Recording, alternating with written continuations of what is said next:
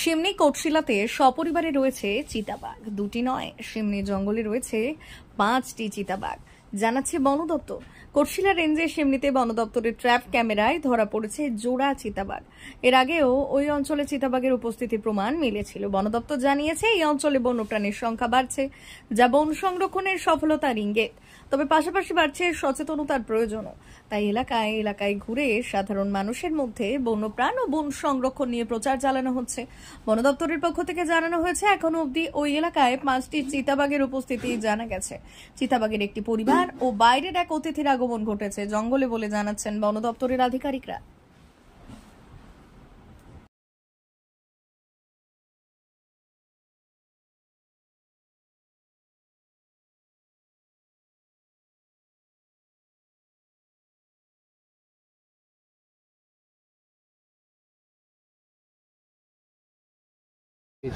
দেখুন, আপনারা জানেন যে বছর 2-3 আগে ওখানে ছোট কিছু পায়ের ছাপে আমাদের মনে হয়েছিল যে ওখানে বাচ্চা চিতাবাঘ আছে।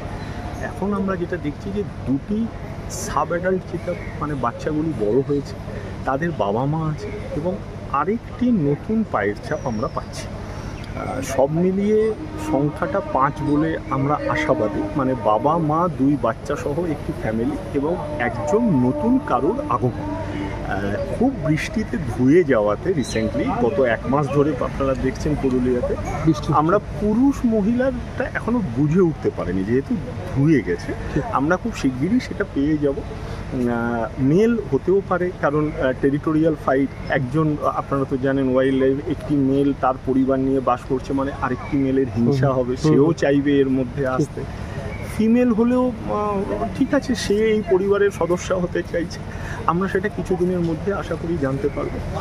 এটা একটা ইন্টারেস্টিং জিনিস আছে। দেখুন, বাঘ কিন্তু বাঘ একটা রয়্যাল বেঙ্গল অ্যানিমাল, তো ও আগে ফিল করে যে আমি যেখানে যাচ্ছি বা যেতে চাই সেই জায়গাটা আমার পক্ষে কত উপযুক্ত। ও কিন্তু ফিল করছে যে এখানে লেপার্ডের ফ্যামিলি আছে, তার মানে এখানে খাবার ভালো আছে, তার মানে এই জায়গাটা লেপার্ড, মানে আমরা যদি ছোট ভাই বড় ভাই হিসেবে ধরি, যে ছোট ভাই যদি ওখানে ভালো থাকছে তাহলে আমি তো বড় ভাই হিসেবে, তাহলে আমারও ওই জায়গায় যাওয়া যেতে পারে।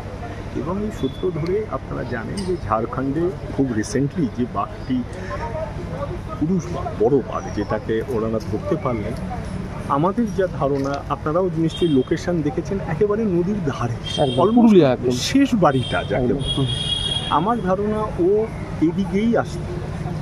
হয়তো সুবর্ণরেখার জলস্তর বা জলের বেগ বেশি থাকায় ও ক্রস করতে পারে, আদারওয়াইজ ও কিন্তু এখানে আসতো।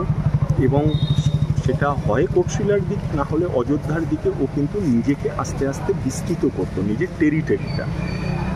আমি খুব আশাবাদী আগামী 5 বছরের মধ্যে আপনারা কিন্তু পুরুলিয়ার টাইগারের রেগুলার মুভমেন্ট বা প্রেজেন্স কিন্তু সাক্ষী হবেন।